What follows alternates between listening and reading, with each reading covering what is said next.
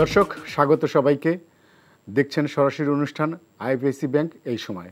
সাথে আছি আমি মুস্তফা খন্দকার। দর্শক, ফেব্রুয়ারিতে জাতীয় নির্বাচন।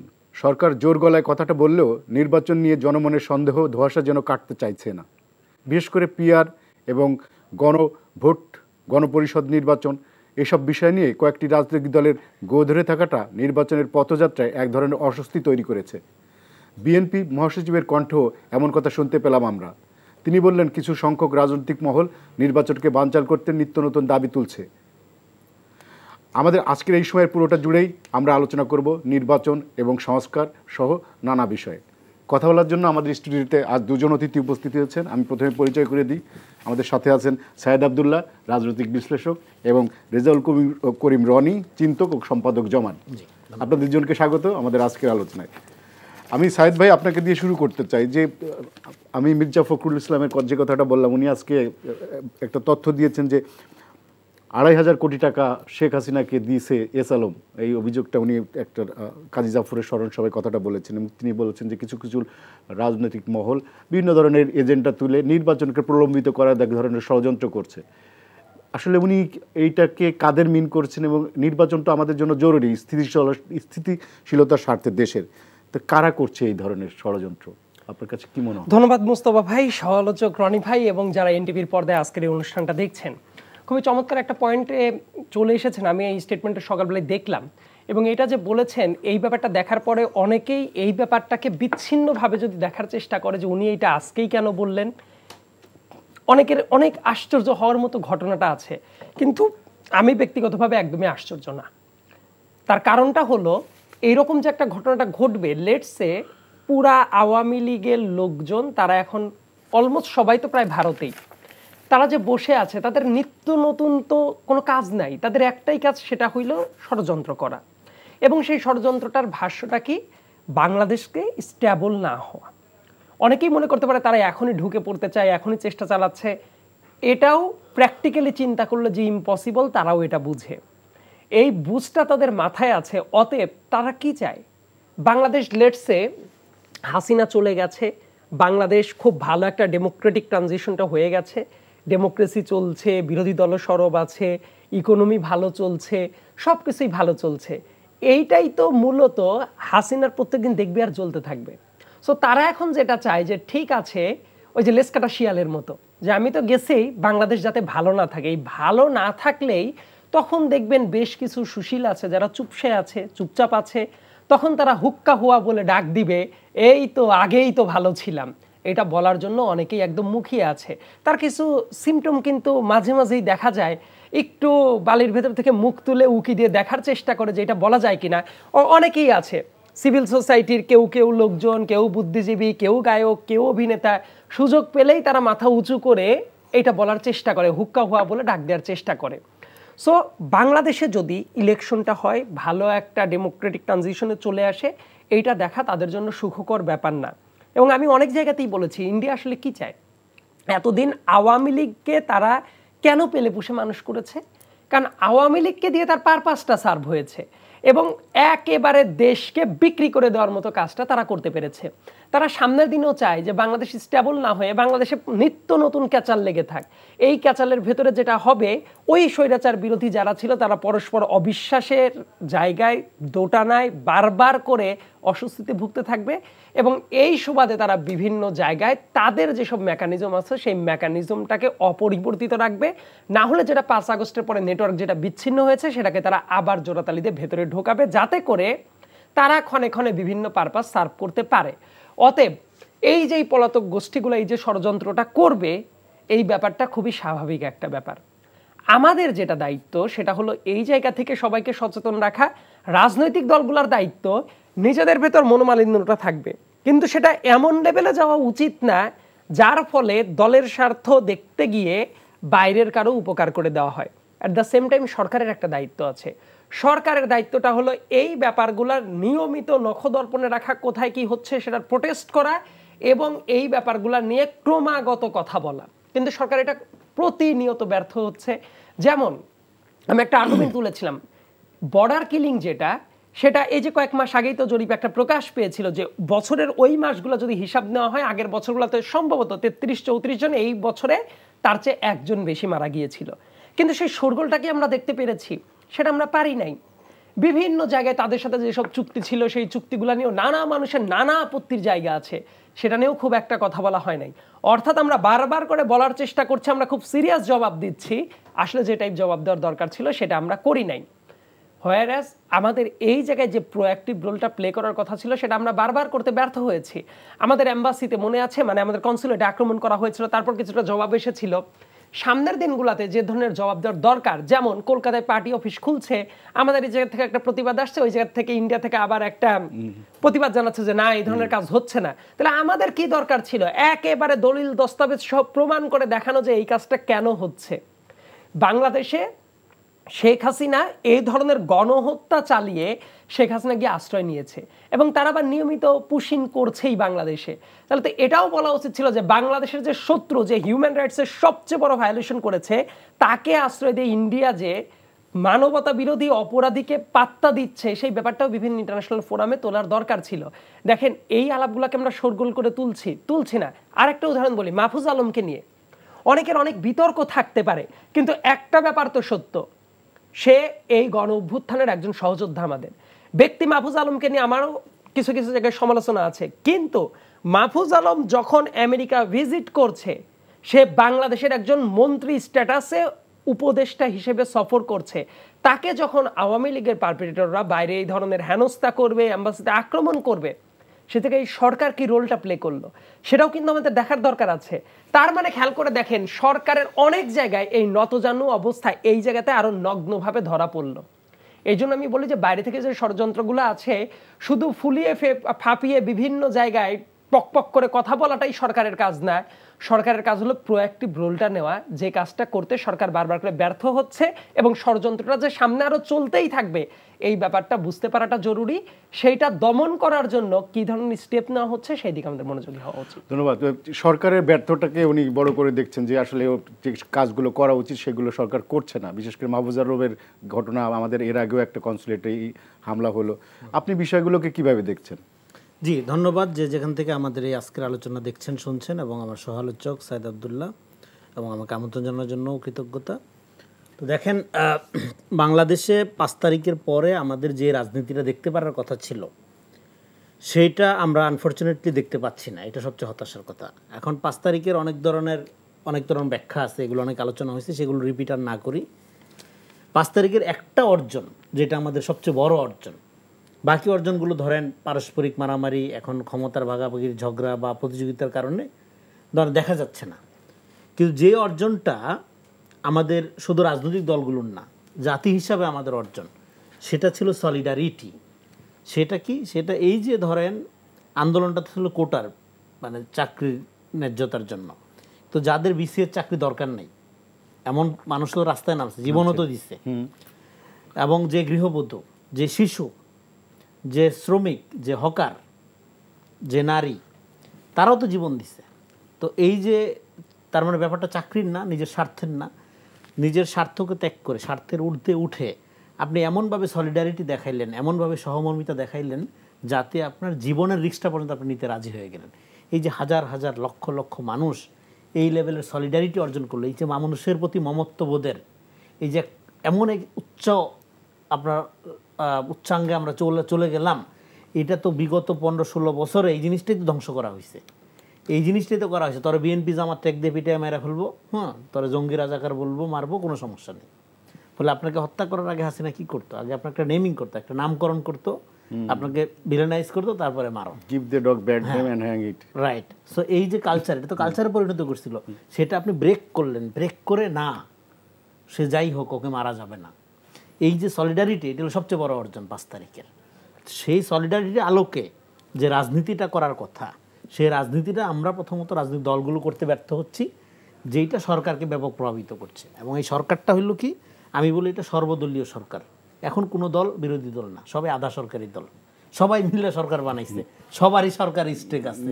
তো ফলে এখন মাহফুজ আলমের বিষয়টা নিয়ে আপনার প্রশ্ন করে আপনি নিজে লিখছেনও, আমি ওইখানে রেসপন্স করি নাই আপনার লেখায়, ভাবছি যে আলোচনা হইলে আলোচনা করবো। দেখেন অভ্যুত্থানের শক্তি শুধু মাহফুজ আলম না, আরও যারা আছে সবার সাথে আমাদের খুব ভালো সম্পর্ক, আমরা একসাথে, হ্যাঁ, এবং আল্লাহর অশেষ রহমতে আমরা বেঁচে আছি। আমাদের অনেক বন্ধু বেঁচে নেই, অনেককে আমরা হারাইছি। তো সেই দিক থেকে সবার প্রতি আমাদের যেমন একটা দরদ আছে, ভালোবাসা আছে, আবার তাদের কাজের প্রতি যেহেতু তারা একটা দায়িত্বে আছে সেটার প্রতি সমালোচনাও আছে। সেই সমালোচনা কখনো কখনো তারা নিজেরা ওয়েলকামও করে। কিন্তু যখন তারা আক্রান্ত হয়, এবং আপনি যে বিষয়টা তুলে ধরার চেষ্টা করেছেন সেটা খানিকটা শস্যের মধ্যে ভূত ব্যাপারটা বলা যায় আর কি এক বাক্যে। সেখানে মাহফুজ আলম বক্তব্য রাখবে, তার সিকিউরিটির দায়িত্বে যারা আছে তারা বিষয়টা খুবই গুরুত্বের সাথে নেওয়ার কথা। এবং তারা গুরুত্বের সাথে নেবে কিভাবে, বরং তার সিকিউরিটি সমস্যার সম্মুখীন হবে যাদের দাওয়াত দিলে, যাদেরকে সংযুক্ত করলে পুরো আলোচনায় বা পুরো আয়োজনে তাদেরকে আপনি ডাকার ব্যবস্থা করলেন, তো সমস্যা তো হবেই, যেটা আপনি ওখানে একটা অ্যাড্রেস করেছেন।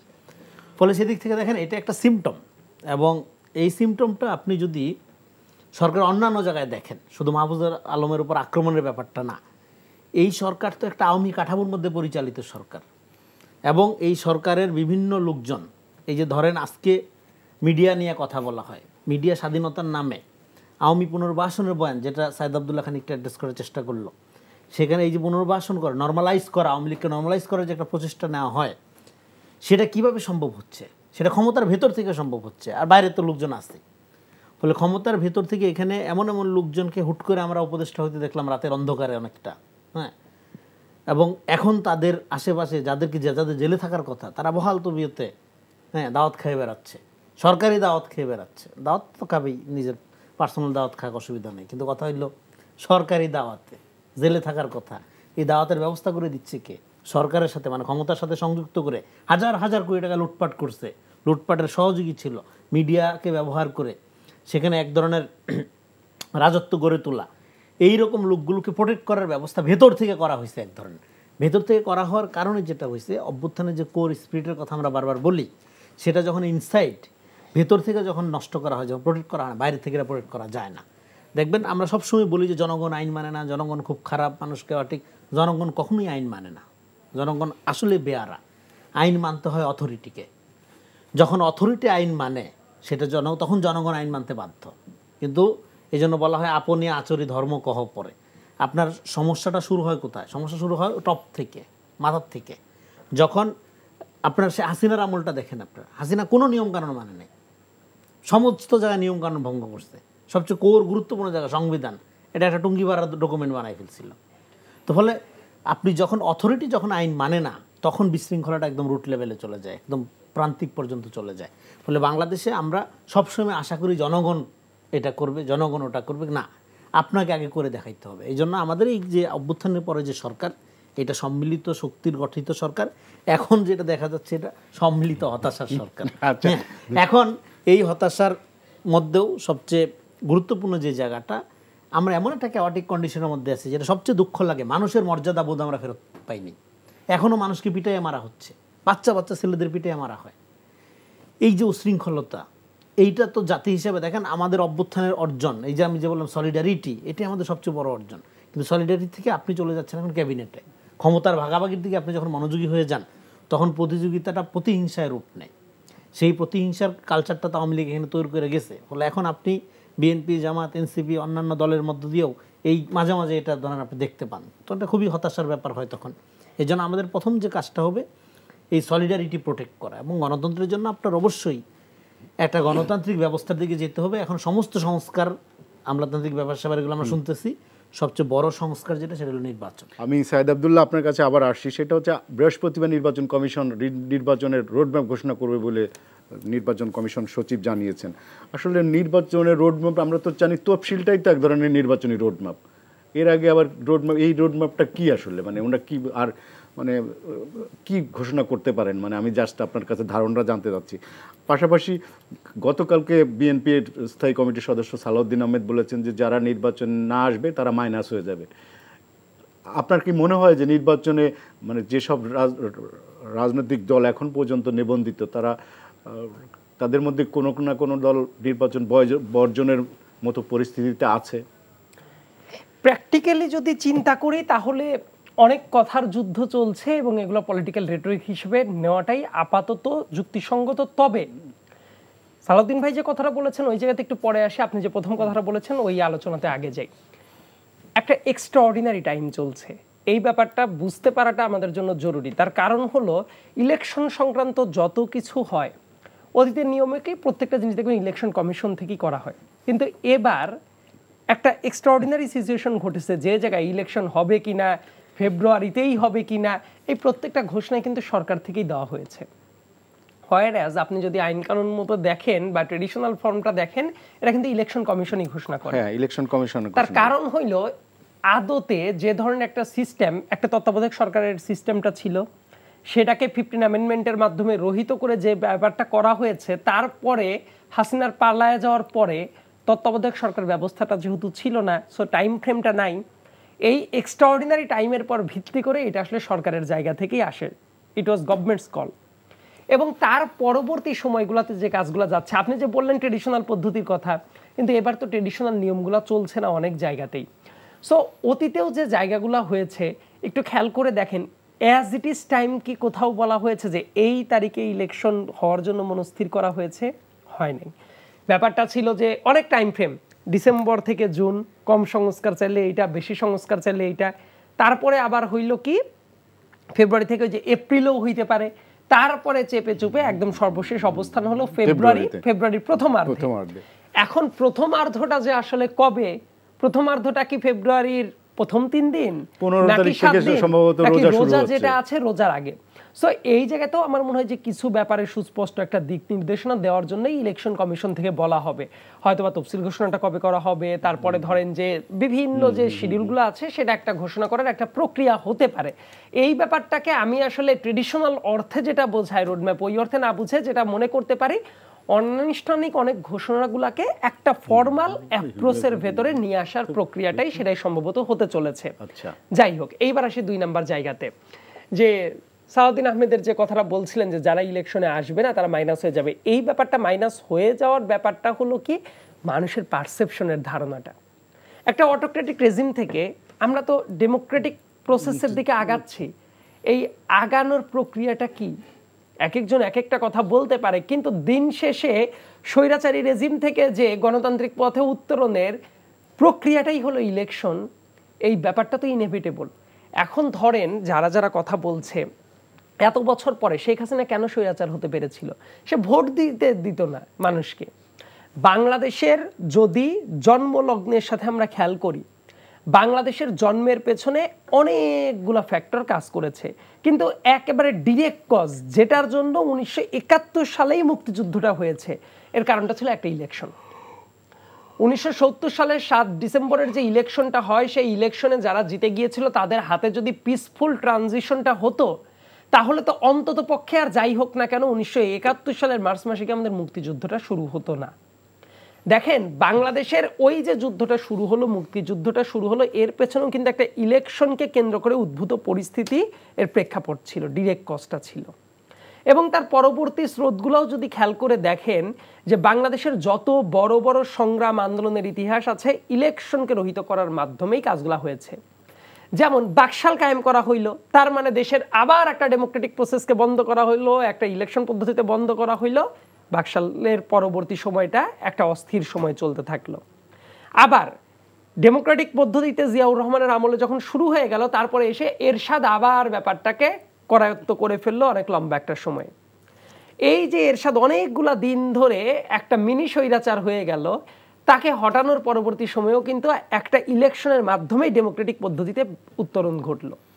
এবং অনেকগুলো বছর পরে শেখ হাসিনা যখন ইলেকশন পদ্ধতিকে পুরাপুরি কবরে পাঠিয়ে দিল, ওই জায়গা থেকেই কিন্তু একটা গণতান্ত্রিক রাষ্ট্রে মানে এগিয়ে যাওয়ার একটা অভিপ্রায় হিসেবে গণ অভ্যুত্থানটা সামনে চলে আসলো। আরও অনেক সিস্টেমও পরিবর্তনের অভিপ্রায় অবশ্যই ছিল। এবং এই টাইমে এসে আবার যখন সিস্টেমটা চেঞ্জ হচ্ছে, এটার প্রক্রিয়াটা কি? ভোট। তাহলে ভোটের ব্যাপারটাকেই কেউ যদি অ্যাডমিট না করে যে ভোটেই বিশ্বাস করি না, তাহলে আপনি জনগণের মতটা নেবেন কিভাবে? অনেক সময় অনেক ব্যাপারটা কি প্রত্যেকেই দেখবেন দাবি করে জনগণ এটা চায় না, জনগণ এটা চায় না, কিন্তু এই ব্যাপারটাও তো অনুমিত একটা ধারণা। মানে জনগণ কার সাথে আছে কার সাথে নাই এটা যাচাই করার জন্য আমরা তো মুখ দিয়ে বললেই হবে না, সেটারও তো প্র্যাকটিক্যাল ইমপ্লিকেশনটা জরুরি। এই কথাগুলো আবার দুঃখজনকভাবে পপুলিস্ট কোনো কথা না। দেখুন অনেক পপুলিস্ট কথা বললে অনেক তালি পাওয়া যায়, আমরা তো ইলেকশনটাও যে জরুরি, সংস্কার জরুরি, ইলেকশনটাও জরুরি, এটা আমরা একদম প্রথম থেকেই বলে আসছি।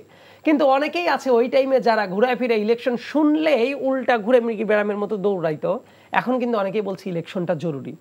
আবার স্যার 5 বছর থাকেন যারা ভোট চায় তারা বেঈমান। দেখবেন অনেক জিনিস চেঞ্জ হয়ে গেছে না। আজকে যখন যমুনার সামনে বুয়েটের স্টুডেন্টদেরকে পেটাচ্ছে, ওই অনেক বুয়েটের স্টুডেন্টদের ফেসবুক স্ট্যাটাস এবং বিভিন্ন জায়গায় তাদের বক্তৃতা দেখা যাচ্ছে, দেখে তারা যাচ্ছে তাই ভাবে রাগারাগি করছে, গালাগালি করছে, ব্যর্থ এটা বলছে। কিন্তু তারাই তো 3 মাস আগে আপনি 5 বছর থাকেন এই বয়ানটাও তারা দিয়েছে।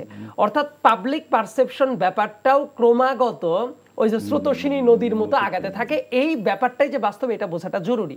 এই জন্য আমি বলছি যে এই ট্রানজিশনের পিরিয়ডে কেউ যদি মনে করেন ইলেকশন রাখাই যাবো না, ইলেকশনটাকে বাধাগ্রস্ত করব, তার কারণ হলো ইলেকশনের পরে যা যা দায় দায়িত্ব আসে, দায় দায়িত্ব না নিয়েই যখন আপনি অনেক ক্ষমতার মধু পালন করতে পারবেন তখন তো ইলেকশনটাকে বিতৃষ্ণা লাগবেই। এবং এই জন্য কেউ যদি এটা বলে যে ইলেকশন চাই না, ইলেকশনকে পেছাবে, ইলেকশনকে ডেরাইল করবে, হয়তোবা এই সময়ের জন্য কেউ হাততালি পেতেও পারে, কিন্তু একটা লম্বা প্রক্রিয়ার মাধ্যমে দেখবেন ইরিলেভেন্ট হয়ে যাওয়া শুরু করবে। আর রাজনীতির মাঠে ইরিলেভেন্ট হয়ে যাওয়ার মিনিং এই না কাগজে কলমে ইরিলেভেন্ট হয়ে যাইতে হবে। অনেক সময় লম্বা একটা প্রক্রিয়ার ভেতরে দেখা যায় যে ভুল স্ট্যান্ড যদি থাকে, ভুল স্ট্যান্ডকে যদি ক্রমাগত জাস্টিফাই করতে হয়, একটা না একটা সময় গিয়ে ওই জায়গার একটা ন্যাচারাল ডেথ হয়ে যায়। এবং এই ব্যাপারটা ডিজাস্টারাস। সো ওই বক্তব্যটাকে ডিরেক্ট বক্তব্য হিসেবে রিড করার চেয়ে এটার অন্তর্নিহিত মিনিং কি আছে ওইভাবে যদি পড়া যায় তাহলে বোঝা যাবে যে দ্যাট ওয়াজ ট্রু। রনি, আমি আসি আপনার কাছে। সেটা হচ্ছে যে এনসিপির 8 নেতা চীন সফরে গেছেন, শীর্ষ নেতা, এবং যার আগে নাহিদ ইসলাম আবারও বলে গেছেন যে নতুন সংবিধান ছাড়া এনসিপি নির্বাচনে যাবে না। পাশাপাশি সরকারের মধ্যেও, সরকারের যে উপদেষ্টা আছে ইন্টারিমের, এদের কারো কারোর মধ্যে ইলেকশনের প্রতি এক ধরনের উন্নাসিকতা আমরা দেখছি, এবং ইলেকশনকে পিছিয়ে দেওয়ার এবং ইলেকশন যাতে দেরি হয় এরকম কথাবার্তাও শুনছি। আপনার কি মনে হয় যে যেহেতু তত্ত্বাবধায়ক সরকার রেস্টোর করছে হাই আদালতের নির্দেশে, এই সরকারের অধীনেই আমরা ফেব্রুয়ারিতে নির্বাচন হচ্ছে, নাকি তত্ত্বাবধায়ক সরকারের বিষয়টা সামনে চলে আসবে আগামীতে? দেখেন, ইলেকশন নিয়ে অনেক আলাপ হইল। আমি শুরু থেকে একটা কথা বলছি যে আমরা 15-16 বছর একটা ভোটবিহীন, আপনার ক্ষমতার ফ্যাসিস্টিক ক্ষমতার কাঠামোর মধ্যে ছিলাম। তো এই সরকার ভোট দিবে না তো দিবেটা কি? নির্বাচন নিয়ে আমি কোনো শঙ্কা দেখি না। এখন নির্বাচন এই সরকারের অধীনে হবে কি না, এই সরকারের অধীনে না হওয়ার তো কোনো কারণ দেখি না। এই সরকারের অধীনে নির্বাচন চায় না কে? আওয়ামী লীগ এবং ইন্ডিয়া। এটা তো ধরেন এখন প্রমাণিত, বোঝা যাচ্ছে। তো এবং এখানে ইনভেস্টমেন্টও করা হচ্ছে, যে কারণে হাসিনাকে টাকা দিচ্ছে, এটাকে 2,500 কোটি টাকা দিচ্ছে এসালম। তো এখন এখানে যারা ইলেকশনকে নানা রকম শর্তের অধীন করবে, যে 7 মণ ঘৃণা হইলে নাচবেন না রাধা, তাহলে বুঝতে হবে যে তার রাজনীতিটা কার সাথে লিঙ্ক করছে, তার রাজনৈতিক অবস্থানটা কার পারপাসকে প্রতিধ্বনিত করছে বা সার্ভ করছে, আওয়ামী লীগ এবং ইন্ডিয়ার। তো আওয়ামী লীগ এবং ইন্ডিয়া দুইটাই 5 তারিখে দুইটার ব্যাপারে রায় জনগণ দিয়ে দিছে পরিষ্কার। ফলে এখন যারা রাজনীতি করতে চায়, রাজনীতি সালাউদ্দিন সাহেব যেটা বলেন যে রিলেভেন্ট হয়ে যাবে, এটা বহু আগে আমরা বলছি। কেননা আপনি ডেমোক্রেটিক পদ্ধতিতে পুরা ট্রানজিশনাল পিরিয়ডে আমরা আছি, দেশটার উত্তরণ ঘটাবেন, আপনি জনগণের ম্যান্ডেট নেবেন না তো কীভাবে করবেন? কেন ভোট ইম্পর্টেন্ট? নির্বাচনের যে ভোট ইম্পর্টেন্ট, আমাদের দরকার হলো একটা ভোটাধিকার প্রয়োগ করতে পারে জনগণ স্বাধীনভাবে, এরকম একটা নির্বাচন। হাসিনা স্টাইলে না, হাসিনা তো নির্বাচন দিচ্ছে, নকল সুরের গান শুনছেন না আপনারা? রাস্তাঘাট দিয়ে আপনার হাঁটা যেত না শব্দ দূষণের আপনার প্রকোপে। তো ওইরকম না, ভোটাধিকারটা কেন জরুরি? ভোটাধিকার হলে, এটাও আমরা বহুবার আলোচনা করছি, তারপরে রিপিট করতে হয়, ভালো কথা বারবার বলা ভালো। সেটা হলো যে ক্ষমতার সাথে জনগণের সম্পর্ক স্থাপন হয়। ক্ষমতার সাথে একটা গোষ্ঠীর, সেটা হোক নির্বাচিত বা অনির্বাচিত, সেটার সম্পর্ক স্থাপন করে তো কোনো লাভ নাই, বরং ক্ষতি। এবং সেটা যদি অনির্বাচিত হয় তাহলে ডবল ক্ষতি। নির্বাচিত লোক হইলে সেটা অন্তত নির্বাচিত ওই দলের যারা নেতাকর্মী আছে একদম তৃণমূল থেকে আপ পর্যন্ত একটা দুর্নীতির একটা সাইকেল ডেভেলপ করে। কিন্তু অনির্বাচিত হইলে কি হয়? জনগণ কিছুই পায় না, শুধু একটা এলিট সিন্ডিকেট। বাংলাদেশের দুর্ভাগ্য কি? বাংলাদেশের দুর্ভাগ্য তো হলো 54 বছরের ক্ষমতা কাঠামোটা একটা এলিট সিন্ডিকেটের হাতে বন্দি। Business elite, political elite, non political elite. এই তো এবং এই এলিট শ্রেণীর অন্তর্ভুক্ত হওয়ার জন্য লোকজন পড়াশোনাকে বাইছে নিছে। 1 নম্বর হলো তার হাতিয়ার বিসিএস হলে সে কি দিতে পারবে, এই এলিট শ্রেণীর কাছাকাছি যেতে হবে, তারপরে তার না দুর্নীতির সুযোগ তৈরি হবে। হ্যাঁ, তো ফলে এই যে আপনার কাঠামোটা এবং রাষ্ট্রটা যে একটা সোনার হরিণ, এর সাথে যুক্ত হইলেই হ্যাঁ কোনো সমস্যা নেই, আলাদিনের চেরাগ, প্রচুর টাকা হয়ে যাবে আপনার। এই যে মডেলটা, এই মডেলটা তৈরি হয়েছে কেন? মডেলটা তৈরি হয়েছে ক্ষমতার সাথে আপনি জনগণের সম্পর্ক স্থাপনের কোনো প্রক্রিয়া ডেভেলপ করেন নাই। সেই প্রক্রিয়াটা হলো এটা একমাত্র প্রক্রিয়া না, কিন্তু এটা প্রাইমারি স্টেপ, প্রাথমিক অর্জন হলো আপনি যদি জনগণের ভোটে মানে স্বচ্ছভাবে জনগণকে ভোট দেওয়ার এখতিয়ারটা দেন এবং জনগণের ভোটে যদি প্রতিনিধি নির্বাচিত হয়। এখন এখানে কিছু কিছু বুদ্ধিজীবী দার্শনিক, স্বঘোষিত দার্শনিক, যাদেরকে আমি মনে করি দ্রুত পাবনা না হলেও ঢাকায় অনেক মেন্টাল হাসপাতাল আছে, এগুলো তো পাঠানো উচিত। পাবনাতে পাঠাবেন না, এটা ভুল রেটরিক। না, পাবনাতে জায়গা নাই। আমি বলতেছি না পাবনাতে পাঠাতে দেব, আমি কথাটা শুনবেন না, বলছি পাবনাতে পাঠানোর দরকার নেই, ঢাকাতে বহু আছে। হ্যাঁ, পাঠাতে না করলাম তো, ঢাকাতে বহু আছে, দ্রুত পাঠানো উচিত। কেননা তারা বলতেছে আপনি যদি নির্বাচন দেন তাহলে ক্ষমতায় আসবে কারা? চোর বাটপাড়া। তার মানে জনগণ জানে না কাকে ভোট দিতে হবে, ও জানে। ঠিক হাসিনা জানতো আপনার কাঁঠালের বার্গার খাইতে হবে, ডিম কিভাবে প্রিজার্ভ করতে হবে। তার মানে জনগণকে আপনি কি পরিমাণ আন্ডারমাইন করেন। জনগণ যদি একটা ভুল লোককে নির্বাচিত করেও একটা এলাকায়, কিন্তু তার যদি এই সুযোগটা থাকে ক্রমাগতভাবে স্বচ্ছভাবে ভোট দেওয়ার, পরের বার সে উল্টাই দিবে না, এমন শিক্ষা দিবে সে জামানত বাজেয়াপ্ত হবে। তো ফলে আপনি এখন এত বড় বুদ্ধিজীবী, স্বঘোষিত দার্শনিক, আপনি বলতেছেন কি, আমি নাম বলতেছি না আর, যে ভোট দিলে ক্ষমতায় আসে হলো লুটেরারা। অথচ আপনার সারা জীবন এরা নিজেরা লুটেরা তো বটেই, লুটেরাদের পারপাস সার্ভ করছে সারা জীবন, বিদেশি ভিক্ষার টাকায় এসে বড়লোকি করছে এখানে। এখন তারা আপনাকে গণতন্ত্র শেখাচ্ছে। ফলে এখানে যারা যেসব বুদ্ধিজীবী, এখানে এই বুদ্ধিজীবীদের কোনো কথা শোনা যাবে না। কারণ হলো এই বুদ্ধিজীবীগুলো পিছনের দরজা দিয়ে এম্বাসিতে ঘোরাঘুরি করে, এই বুদ্ধিজীবীগুলো বাজারে যায় না, এই বুদ্ধিজীবী গোড়া মাছ কিনে না। হ্যাঁ, এই বুদ্ধিজীবী হলো শুধুমাত্র গোপন বৈঠকে হ্যাঁ বুদ্ধি বিক্রি করে এবং বিক্রি হওয়ার জন্য রেডি হয়ে থাকে। এটা হলো আপনার মাছের আধার দিলে যেরকম প্রচুর মাছ পাওয়া, মানে আপনি ধরেন পুষ্করিণীতে মাছ ধরতে যাবেন নদীতে, আধার দিবেন, একটা লোক আধার দিবে আধার ছাড়া, আর একটা লোক আধার দিবে না। হ্যাঁ, দুইজনের মাছ দেখবেন যে যেখানে আধার দেওয়া হয়েছে বেশি সেখানে প্রচুর মাছ উঠবে। এবং এই যে বুদ্ধিজীবীরা যখন পক করে একটা, যখন প্রচুর কথাবার্তা বলে, তখন কখন কথাবার্তা বলে যখন একটা আধার পায়, মানে কিছু একটা দেওয়া হয়েছে তাদেরকে। ফলে এই জন্য তারা যখন বলে যে ভোট দিলে হ্যাঁ লুটেরারা ক্ষমতায় আসবে, তার ভোট বন্ধ করতে হবে, তারা অ্যাবসোলিউটলি আওয়ামী লীগ এবং ইন্ডিয়ার পারপাস সার্ভ করে। কিন্তু সার্ভ করে কিসের নামে? বিপ্লবের নামে। সার্ভ করে কিসের নামে? ভারত বিরোধিতার নামে। এই জন্য এখানে এইসব বুদ্ধিজীবীরা যে রাজনীতিটা করছে এখন, এটাকে আমি বলি ভারত বিরোধী ভারতীয় রাজনীতি। তো এই জন্য জনগণকে আন্ডারমাইন করার খেসারত 5 তারিখ দেখে এদের শিক্ষা হয়নি। আচ্ছা, এই যে এনসিপি যে নির্বাচন নিয়ে কন্ডিশন দিচ্ছে, তো ফলে এখন আপনি এই যে প্রক্রিয়াটা, এই যে আমি কেন আমি গোড়া এনসিপি কই থেকে বলতেছি, এর গোড়াটা আমি বললাম। হ্যাঁ, এনসিপির এই যে বুদ্ধিনাশা বুদ্ধি, সর্বনাশা বুদ্ধি যেখান থেকে এনসিপি পাচ্ছে, সেটা এনসিপিকে সর্বনাশের দিকে ঠেলে দিবে। ফরহাদ মজারের কথা বলছেন আপনারা অনেকেই আছে এরকম, হ্যাঁ, অনেক গফুর আছে, অনেক সাধু আছে, অনেকেই আছে, আপনি বলতে পারবেন।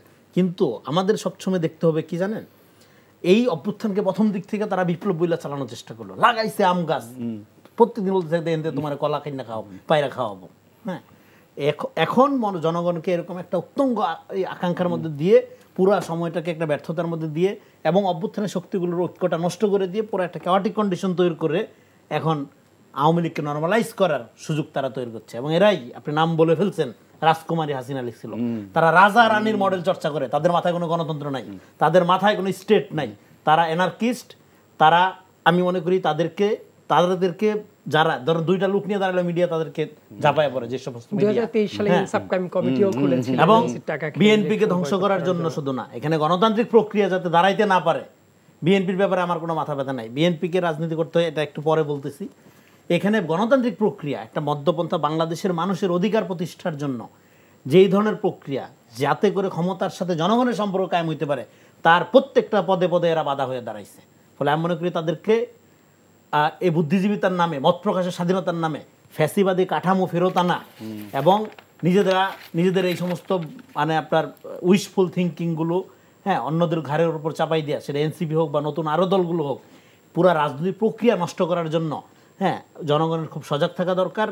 এবং সরকারকে বলবো যে তাদের ব্যাপারে খোঁজখবর নেওয়া দরকার। তাদের এই যে এস্টাবলিশমেন্ট, তাদের যে বিশাল সাম্রাজ্য, সেই সাম্রাজ্য অবৈধ সম্পত্তির উপর অবৈধভাবে গড়ে উঠেছে, সেটার একটা খোঁজ নেন, ঠান্ডা হয়ে যাবে এগুলো। না হলে এই মুহূর্তে যদি ইলেকশন না হয়, হ্যাঁ, তার লাভ কার? তাহলে যে চাঁদাবাজি হচ্ছে, যে অরাজকতা হচ্ছে, দায় নিতে হবে। এখন যে চাঁদা নিচ্ছে, ইলেকশন হলে তো সে চাঁদা নিতে পারবে না। তার মানে এখন ইলেকশন সে ঠেকাইতে চাচ্ছে কে? শুধু আওয়ামী লীগ এবং ইন্ডিয়াই না, চাঁদাবাজগুলো হতো। তাহলে এখানে এনসিপি বলেন, জামাত বলেন, অন্য যারা এখানে ইলেকশন বিরোধী রাজনীতি করতেছে, তারা একটা আত্মঘাতী রাজনীতি করতেছে, অ্যাবসলিউটলি আত্মঘাতী রাজনীতি করতেছে। এটা হাসিনার মডেল, ভোটবিহীন ক্ষমতা একটা হাসিনার মডেল। আপনি যদি মক্কার থেকেও আসেন কোনো সমস্যা নেই, বলবো এটা হাসিনার মডেল। আপনি যত বড় সাধু হয়ে আসেন না কেন, যতই আপনার সাধু বেশ থাকুক না কেন, আপনি দেখলে মনে হোক না আপনি জান্নাত থেকে পালাই আসছেন, কোনো সমস্যা নেই, আপনি হাসিনার মডেল নিয়ে আসতেছেন। ফলে এই জন্য আমরা বলবো এই সমস্ত বুদ্ধিজীবীদের কথা, হ্যাঁ, এই রাজনৈতিক দল, এটা অভ্যুত্থানের শক্তি, এই রাজনৈতিক দলকে অনেক মানুষ ভালোবাসে, আমরাও ভালোবাসি।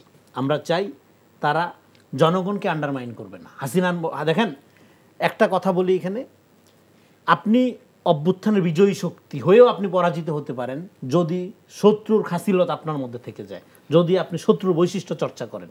এজন্য আপনি অভ্যুত্থানের শক্তি, অমুক দল তমুক দল আবেগী হওয়ার কিছু নেই। আপনাকে দেখতে হবে এন্ড অফ দ্য ডে, অ্যাকশনে, রেজাল্টে আপনি কোথায় আলাদা হচ্ছেন, আপনি কোথায় জনগণকে গুরুত্ব দিচ্ছেন, আপনি কোথায় গণতান্ত্রিক মূল্যবোধকে, গণতান্ত্রিক ভ্যালুসকে আপহোল্ড করছেন। সাইদুল্লাহ, সেটা হচ্ছে যে ডাকসু নির্বাচন হচ্ছে অনেকদিন পরে, নির্বাচনে বেশ উৎসব মুখর পরিবেশ আমরা দেখছি এবং পাল্টাপাল্টি অভিযোগও আসছে, সাইবার বুলিংয়ের অনেকের কথাও শোনা যাচ্ছে। কিন্তু গতকাল একটা সিদ্ধান্ত হয়েছে যে ডাকসু নির্বাচনে সেনা মোতায়েন করা হবে। বিষয়টাকে নানা রকম মিশ্র প্রতিক্রিয়া দেখা যাচ্ছে, যে কেউ কেউ বলছে যে ঢাকা বিশ্ববিদ্যালয়ের মতো একটা সর্বোচ্চ শিক্ষা প্রতিষ্ঠানে সেনাবাহিনীর কেন দরকার হবে, কারণ এরা সবাই তো প্রত্যেকেই সচেতন, যার যার ভোট প্রোটেক্ট করার মতো সবাই ইলিজিবল। সো কেন এই জায়গায় সেনা আনতে হবে? যেহেতু সেনাবাহিনী ক্যাম্পাসে আমাদের একটা তিক্ত অভিজ্ঞতাও আছে 2007 সালে, যেখানে একসময় আমরা যখন পড়তাম আমরা পুলিশ দেখলেই রিয়াক্ট করতাম যে ক্যাম্পাসে কেন পুলিশ। সেখানে ডাকসু ইলেকশনে সেনাবাহিনীর মোতায়েনটাকে আপনি কিভাবে দেখছেন? মুস্তাফা ভাই, ওইটা যেমন আপনার ক্যাম্পাস, ওইটা তো আমার নিজেরও ক্যাম্পাস ছিল। সো এই জায়গাতে কালকে এই খবরটা দেখার পর থেকেই আমার কাছে যেটা মনে হয়েছে, এইটা নিয়ে চার সাইডে একটা বিশাল রকমের একটা মিশ্র প্রতিক্রিয়া তৈরি হবেই। তার কারণটা হলো ওই যে যেটা বলেন, আমরাও ভাবতাম যে ক্যাম্পাসের ভেতরে পুলিশ আসবে, এটাই তো অনাকাঙ্ক্ষিত একটা ব্যাপার। এবং অনেক জায়গায় শেখ হাসিনার আমলে যখন এই পুলিশ পাঠিয়ে দিয়ে একে গ্রেপ্তার করো ওকে গ্রেপ্তার করো বলেছে, আমরাই কিন্তু প্রতিবাদ করেছি যে ক্যাম্পাসের ভেতরে পুলিশ কেন ঢুকবে, প্রক্টর কি করে, প্রক্টরের কাছে জবাব চাইতাম আমরা। সো এই জায়গাতে যখন আমরা দেখব যে ওই যে এন্ট্রি পয়েন্টগুলোতে মিলিটারি বসানোর মতো জায়গাটা চলছে, তার মানে আস্থাহীনতার অনেকগুলো জায়গা আছে। ডাকসু নিয়ে আমার ব্যক্তিগত তিক্ত অভিজ্ঞতা আছে, বেশ কয়েক জায়গায় বলেছি। আমি যখন স্টুডেন্ট ছিলাম, মানে সর্বশেষ যে ডাকসু ইলেকশন হয় 2019 সালে, আমাকে তো ভোট দিতে দেওয়া হয় নাই SM হলে। একেবারে স্পষ্ট কণ্ঠে বলছি, যেসব টিচাররা সেই ভোট চুরি করতে সহযোগিতা করেছে তারা ক্লাসরুমে গিয়ে বিভিন্ন নীতি নৈতিকতার কথাবার্তা শোনাইতো। আমি ওই দিনে বলেছি যে ওই শিক্ষকদের লজ্জা হওয়া উচিত যে যারা স্টুডেন্টদের ভোট চুরি করছে একদম ওপেন দাঁড়িয়ে থেকে, তারা কি আর স্টুডেন্টদের সামনে গিয়ে পড়ানোর মতো ন্যূনতম নীতি নৈতিকতা রাখে? এর উত্তর হইল না, কিন্তু তারা এটা করেছে। সো এই যে তিক্ত অভিজ্ঞতা আছে, সেই জায়গা থেকে আমি যেটা চাই যে একটা ভালো ইলেকশনটা হোক। কে জিতবে সেটা পরের কথা, ছাত্রদল, বাম, শিবির, এনসিপির যে বাক্সাস আছে, স্বতন্ত্র যেই জিতুক, একটা নিয়মিত বেসিসে ডাকসুর ইলেকশনটাও হওয়াটা অত্যন্ত জরুরি। এবং এই যে একটা লাইনচ্যুত হয়ে গিয়েছিল ডাকসুর ট্রেন, এইটা যাতে আবার লাইনে ব্যাক করে, এটা সব সময়ের জন্যই হওয়া উচিত। এবং ডাকসু ইলেকশনটা কিন্তু জমে উঠেছে এই জন্যই বলছে যে প্রত্যেকটা প্যানেলে এমন অনেক লোকজন আছে যারা গণঅভ্যুত্থানের সাথে সরাসরি সম্পর্কিত। এমন অনেককে আমি চিনি যে দীর্ঘদিন যাবৎ ফ্যাসিবাদের সাথে লড়াই করেছে, রাজপথে মার খেয়েছে, ক্রমাগত ভোটের অধিকারের জন্য কথা বলেছে, ক্যাম্পাসের জন্য তারা অনেক বেশি ডেডিকেটেড। এবং এই জায়গাতে সোফার যেটা চলছে, টুকটাক বিচ্যুতি ঘটছে, এই বিচ্যুতিটাও আমরা তো একেবারে 100% ফেয়ারনেস অনেক জায়গা থেকে আশা করতে পারি না। সোফার ভালো প্রচেষ্টার দিকেই আগাচ্ছে, কিন্তু এই ব্যাপারটা আমাদের আগস্ট মাস শেষ হয়ে যাওয়ার পরে সেপ্টেম্বরে কোন দিকে রূপ নিবে সেই ব্যাপারটা বলা মুশকিল। তবে প্রশাসনের কয়েকটা জায়গায় খুব সিরিয়াসলি নজরদারি করা উচিত। অনলাইনে বুলিং, বেসিক্যালি নারীদের হেনস্থার জায়গাটা খুবই সতর্কতার সাথে দেখা উচিত। তা না হলে এইটা এমন অসুস্থ একটা জায়গায় চলে যাবে, সেটা খুব বাজে একটা রিমার্কের দিকে চলে যাবে। আর 2 নম্বর ব্যাপারটা হলো প্রশাসনের এতটাই শক্ত থাকা দরকার যাতে ওই যে একটা কলঙ্কিত ডাকসু ইলেকশনের কথা বললাম ওই টাইপ যাতে আর কোনো ইলেকশনটা না হয়। আর একটা ব্যাপার, এই ডাকসু ইলেকশনের পালস বোঝাটা খুব বেশি মাত্রায় জরুরি। এক একজনের অ্যাঙ্গেল থেকে এক এক রকম। লেটস সে বিএনপির উইংটার কথা যদি বলি, যে ছাত্রদলের কথা যদি বলি, তারা জিতলে একটা ভালো ইমেজ দাঁড় করাবে, ক্যাপাবল অনেকে, কিন্তু যদি লেটস সে জিতলো না, কনস্টিটিউয়েন্সি বেসড ধরে ধরে তাদের একটা ফিক্সড ভোটার সংখ্যা আছে, সো ওই ধরনের বড় ইম্প্যাক্ট পড়বে না, যেটা আবার এই এনসিপির যে ছাত্র সংগঠন বাকসাস লেটস সে তাদের যদি একটা ভরাডুবি হয়, তাহলে কিন্তু এই মেসেজটা সব জায়গায় ছড়ায় পড়বে যে ও এদের ছাত্র সংস্থা এইরকম জঘন্য যে মানুষ মুখ ফিরিয়ে নিয়েছে, অতএব এরা শেষ। সো এই জায়গাটা তাদের জন্য কিন্তু অনেক বেশি চ্যালেঞ্জিং। সেম গোস ফর শিবির, তাদের কিন্তু একটা জিনিস প্রুভ করতে হচ্ছে, নারীরা তাদেরকে কিভাবে একসেপ্ট করছে, অন্যরা তাদেরকে কিভাবে একসেপ্ট করছে, যেহেতু তারা এই ব্যাপারটা বারবার করে ক্যাশ করার চেষ্টা করছে। আবার শিবিরের ভিতরে তো আবার অনেক কন্ট্রাডিক্ট আছে, যে ওদের কেউ কেউ ছাত্রলীগে এখন আবার শিবির, যারা ছাত্রলীগের পক্ষে তখন বিশাল বিশাল ক্যাম্পিং, মানে এরকম আসলে কোনো অভাব নেই। আমি তো এই জন্যই বলছি যে এই জায়গাটা তারা যে ব্র্যান্ডিংটা করছে, এই ব্র্যান্ডিংটা, এই টেস্ট কেসটা কিভাবে রিয়াক্ট করবে এটা বোঝা যাবে ইলেকশনের পরে। তবে এই জায়গাতে আমার যেহেতু ডাকসু ইলেকশন নিজের চোখে দেখেছি, ওই টাইমে খুবই অ্যাক্টিভলি অবজার্ভ করেছি, মেয়েদের vote will be the deciding factor in the upcoming DUCSU. এবং মেয়েদের ভোটটা হিউজ একটা ভোট আছে হলে হলে, এবং তাদের কাছে কে কিভাবে রিস্ক করতে পারছে, এইটা খুব বড় একটা প্রচারণার জায়গা হবে। দেখেন ডাকসু ইলেকশনের পিআর ক্যাম্পেইন যেটা অন্য ইলেকশনের চেয়ে অনেক বেশি আলাদা, কারণ এই জায়গায় যারা ভোটার তারা খুবই ইনফর্মড ভোটার, এবং সারা বাংলাদেশের মানুষ কাউকে গালাগালি করলো বা পছন্দ করলো, আপনার ক্যাম্পাসে যারা আপনার ভোটার তারা আপনাকে পছন্দ করলো না, ultimately you will not be elected. আবার সারা দেশের মানুষ গালাগালি করতেছে, আপনার ক্যাম্পাসের যারা তারা খুশি, ইউ উইল বি ইলেক্টেড। আবার এই জায়গায় অনেক লম্বা প্যানেল আছে, হলের প্যানেল আছে, কেন্দ্রের প্যানেল আছে, বিভিন্ন ফ্যাক্টর কাজ করে। সো নারী ভোটারদের কে কিভাবে রিয়াক্ট করছে এটা গুরুত্বপূর্ণ ব্যাপার। এবং স্টুডেন্টদের কাছে আপনার অনেক সাপোর্ট আছে, যারা ভোটার তাদের কাছে আপনার পারসেপশন ক্লিয়ার না, আপনার দ্বিচারিতা প্রুফ পেয়ে যায়, এই টাইপ যদি ব্যাপার স্যাপার থাকে আলটিমেটলি জিতে আসাটা মুশকিল হবে। শুধু প্যানেল ভিত্তিকই না, ব্যক্তিগত ক্যারিশমাটাও এই জায়গায় ম্যাটার করবে। সো সেই ক্ষেত্রে সামগ্রিক ব্যাপারে একেবারে প্যানেলের বাইরে যারা স্বতন্ত্র প্রার্থী আছে, স্বতন্ত্র প্রার্থীও কেউ কেউ কোনো কোনো জায়গায় অনেক ভালো করে ফেলতে পারে। আবার প্যানেলভুক্ত যে জায়গাটা আছে এইটার শুধু নিজের জেতা না, কারণ আমার মনে আছে 2019 সালের এই প্যানেলে গোলাম রব্বানী চুরি চামারি করে জিতে গিয়েছিল, কিন্তু শোভন মানে দুই ছাত্রলীগ মানেই কি করেছে এটা অবভিয়াস ব্যাপার ছিল, কিন্তু ওইটার ভেতরে একটা কারসাজির জায়গাটা ছিল। ওই জায়গায় তো ইঞ্জিনিয়ারিং করে রব্বানী এবং সাদ্দামের প্রতি যে পরিমাণ আমরা নিজেরাই দেখেছি জনমত গড়ে তোলার চেষ্টা করেছিল, সেটা কিন্তু শোভনের সাথে আবার হয় নাই। এটার পেছনেও একটা রাজনীতি ছিল, তাদের ইন্টারনাল পলিটিক্সটা ছিল।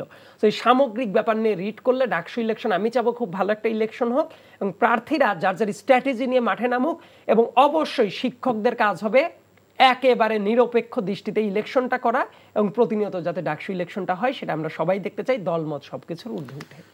রনিক, যে ডাকসু ইলেকশনের এই যে সেনা মোতায়েন এবং বিভিন্ন ধরনের সাইবার বুলিং টুলিং কথা হচ্ছে, কিন্তু আমাদের মানে সর্বোচ্চ শিক্ষা প্রতিষ্ঠানের শিক্ষার্থীরা কি এত অসহিষ্ণু হয়ে গেছে যে তাদের জন্য সেনাবাহিনী লাগবে ইলেকশন কন্ডাক্ট করার জন্য, ইলেকশন পিসফুল করার জন্য? আপনার কাছে কি মনে হবে? আমার কাছে মনে হয় যে প্রথম কথা হলো পৃথিবীর কোনো ইউনিভার্সিটির একটা ইলেকশন জাতীয় ইস্যু হয়েছে এটা একটা উদাহরণ দেখেন আমার।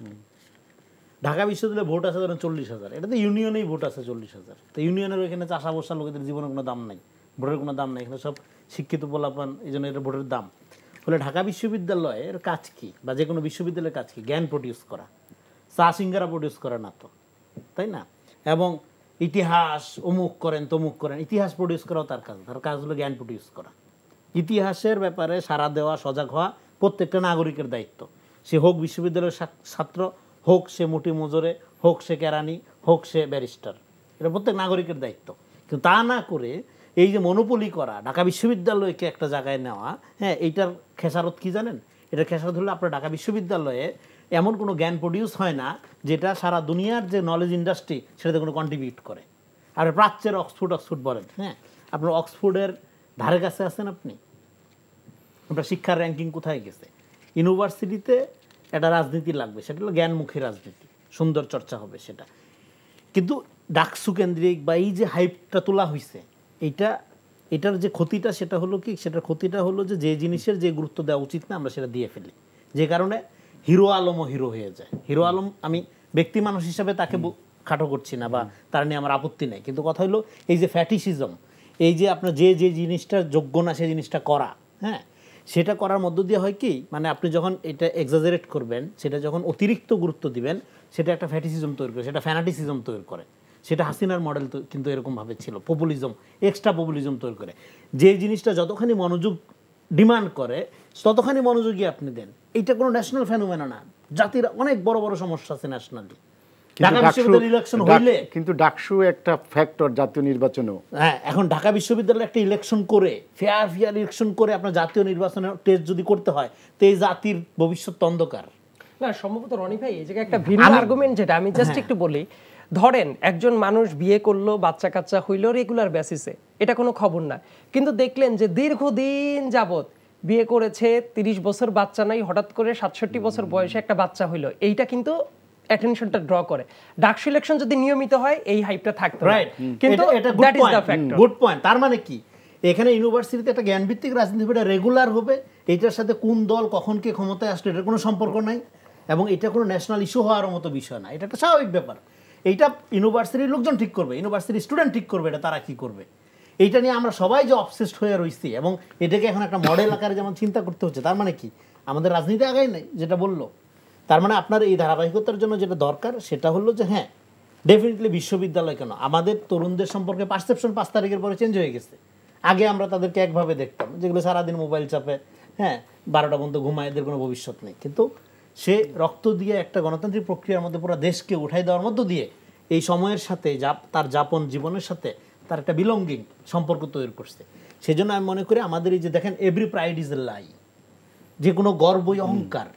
বিশ্ববিদ্যালয়ের কাজ গর্বিত হওয়া না, ঢাকা বিশ্ববিদ্যালয়ে পড়া ডেফিনেটলি ভালো, কিন্তু এটা এমন কোনো প্রিভিলেজ না যে কারণে আপনি একটা মানে পড়াশোনার সুযোগ পাই নাই তার চেয়ে নিজেকে সেরা মনে করবেন বা অন্য একটা জায়গা থেকে সেরা মনে করবেন। আমি এটা কেন জরুরি, আমাদের এখানে যে আমাদের এখানে যে প্রতিযোগিতার পরিবেশ, ভাইয়ে ভাইয়ে প্রতিযোগিতা, জাবিয়ান ডাবিয়ানের প্রতিযোগিতা, এটার মধ্য দিয়ে আমাদের যে হিউম্যান ক্যাপাসিটি, আমাদের যে হিউম্যান ডিগনিটি, মানুষের যে মনুষ্যত্বের যে এটাকে এসেন্স বলে, সেটা খাটো হয়ে যায়। আমরা ওই অহংকার করতে শিখি টুঙ্গি পাড়ার মতো যে আমার এটা, হ্যাঁ, নো, ডেফিনেটলি আপনি ভালো একটা মাত্র জায়গা আমাদের মনে রাখতে হবে, আমাদের মানুষের কারোর সাথে কারো প্রতিযোগিতা নেই, শুধুমাত্র নিজের সাথে। নিজেকে আপনি চ্যালেঞ্জ করেন তাহলে আপনি ইনক্রিজ করবেন। ডাবিয়ান যদি জাবিয়ানের সাথে চ্যালেঞ্জ করে বা জাবিয়ান যদি ডাবিয়ানের সাথে, তাহলে তার ধ্বংস অনিবার্য। হ্যাঁ, ফলে আমাদের এই জন্য আমি এই কথাগুলো বললাম যে ঢাকা বিশ্ববিদ্যালয়ে আমার অল্প কিছুদিন পড়তে হয়েছে দুর্ভাগ্যবশত, যদিও আই হেট এডুকেশন, আমি জ্ঞান চর্চায় বিশ্বাসী। তো যাই হোক, তো সেই জন্য আমার ধারাটা হলো যে আপনাকে এমন একটা মানে মাইন্ডফুলনেস অর্জন করতে হবে যেটার সাথে উইজডমের সম্পর্ক থাকবে। জ্ঞান তো হয়ে গেছে যে মানে ওই কি বলে খাদ্যের বিনিময়ে, শিক্ষার বিনিময়ে খাদ্য। ভালো চাকরি করবেন, ভালো রেজাল্ট করবেন, ভালো সার্টিফিকেট নেবেন, চাকরি বের করবেন, ঘুষ খাবেন, লুটপাট করবেন। এই যে মডেলটা, এখান থেকে বের হয়ে আসতে হবে। বের হয়ে এসে শিক্ষা, এডুকেশনটার সাথে উইজডমের সম্পর্ক, সেটা আপনি পড়ার সুযোগ পান বিশ্ববিদ্যালয়ে বা না পান, হ্যাঁ, আপনার জীবনের যে মর্যাদা, আপনার যে নাগরিক মর্যাদা, রাষ্ট্রের কাছে আপনি ইকুয়ালি ট্রিট হওয়ার যে মর্যাদা, এই জায়গায় আমাদের যাইতে হবে। এই জন্য এতগুলো কথা বলা। ধন্যবাদ সাইদ আব্দুল্লাহ এবং রেজাউল করিম রনি, আমাদের সাথে আর সময় নেই, আপনার দুজনকে ধন্যবাদ সময় দেওয়ার জন্য। দর্শক, আজ এখানে শেষ করছি। আমাদের এই অনুষ্ঠানটি পুনরায় দেখতে ভিজিট করুন এনটিভির অনলাইন www.ntvbd.com। সবাই ভালো থাকবেন, শুভরাত্রি, ধন্যবাদ সবাইকে।